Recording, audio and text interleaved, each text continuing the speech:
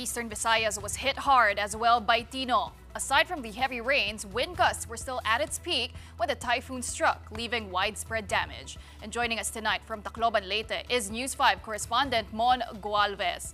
Mon, kamusta na ba ang sitwasyon dyan? Gaano kalaki ang pinsala na naiwan ni Tino dyan sa Eastern Visayas? Pauline, pinadapa ng malakas na hangin at ulan dulot ng bagyong Tino ang malaking bahagi nga ng Eastern Visayas. Partikular, yung mga napuntahan namin, una yung Eastern Samar at pangalawa dito nga rin sa Leyte. Mapunahin ko na yung Eastern Samar. Gaya na lamang sa bayan ng Giwan kung saan isolated pa rin hanggang ngayon ang ilang mga isla doon dahil nga sa matinding pinsalang iniwan ng bagyo. Well, currently, hindi talaga pinapayagan pang pumalaot ang mga sea vessels dahil nga sa malalakas at marataas pa rin na alon. So, technically, all the islands there in Giwan Town, talagang hindi pa marating ngayon.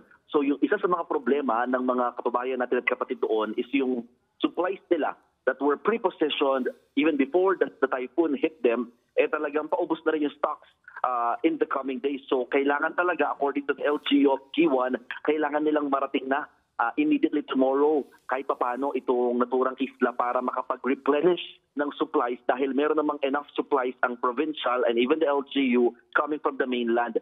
Ito kasi mga island barangays na ito, these were damaged talaga, badly hit technically ng bagyong Tino, no? Dahil nga dito halos tumaan.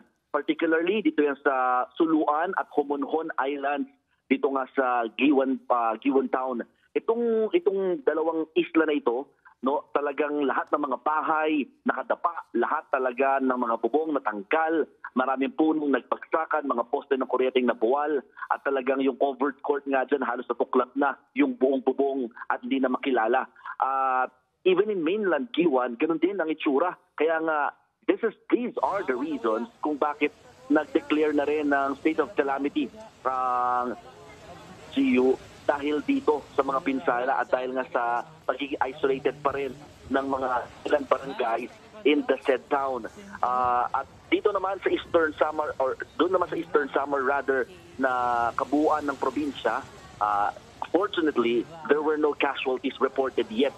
Pero naging malaking problema talaga hanggang ngayon dyan sa probinsya yung communication signal or telephone signal ng mga LGUs and even the people there. Kaya nga ito yung kahapon sa provincial government, no, na maibalik kaagad yan kahit paano para nga mas madali din yung communication nila.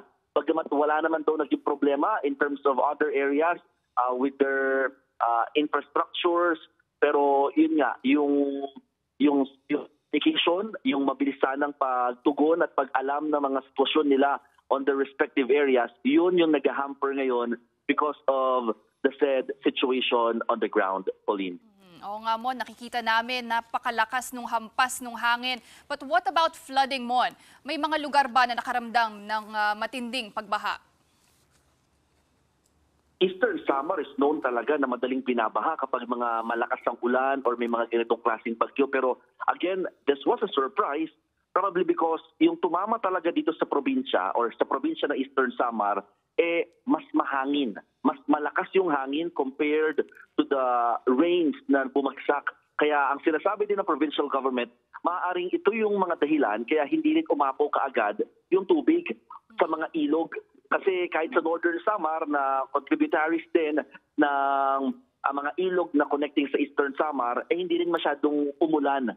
So ito yung mga ipinagpapasalamat ng mga tao dahil nga kung sakaling bumaha rin sa kanilang lugar, nako, malaking problema rin ito sa probinsya at sa mga residente dahil nga talagang perennial problem ang pagbaha in Eastern Samar. And Mon, may nakikita akong report na hirap pa rin ang ilang mga kapatid natin na makontak yung mga mahal nila sa buhay dyan sa Eastern Samar, sa Leyte. Pero ngayon ba naibalik na yung communication lines, pati yung power, electricity? Yung unahin ko yung communication lines, Pauline, tama ka. Hirap na hirap kahit kami nahirapan dyan sa Eastern Samar. Some towns were actually wala talagang signal at all. Dead spot, technically yung naging buong bayan. Kaya talagang kinakailangan pag gumamit ng mga satellite devices para nga makakonect lamang at makakuha ng signal eventually.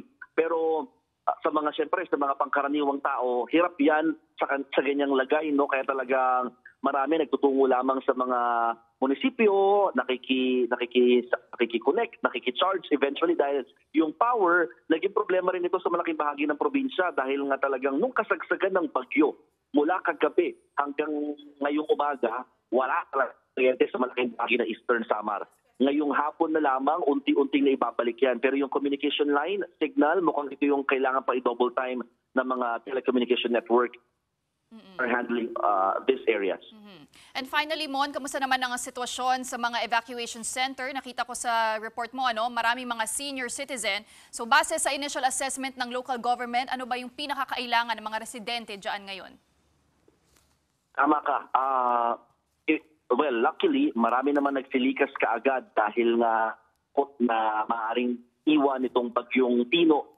So, a total of 8,000 families or around 25,000 individuals yung latest count ng provincial government ng Eastern Samar pagdating sa mga nagsilikas. Unti-unti na rin sila nagsisibalikan, kasabay din ng paganda naman na kahit paano or pag-aliwalas naman na ng panahon malaking bahagi ng probinsya. Pero pinakakailangan pa rin dito, Pauline, is syempre yung pagkain dahil nga nahirapan din sila ng ilang araw, ilang oras, time yung malinis sa inuming tubig. Pero most specifically in the island barangays in Kiwan, mas kailangan nila ngayon ng mga construction materials.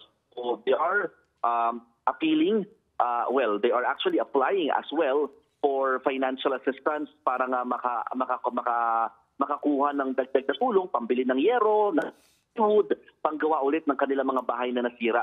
Kasi kailangan pang i-assess if they are considered those ng mga partially or totally damaged na mga houses. Depende rin kasi yan sa maaaring makuha nilang cash assistance from the DSWD. Pauline. All right, thank you very much for that report. And do stay safe. That was News 5's Mon Gualvez reporting to us live from Giwan, Eastern Samar.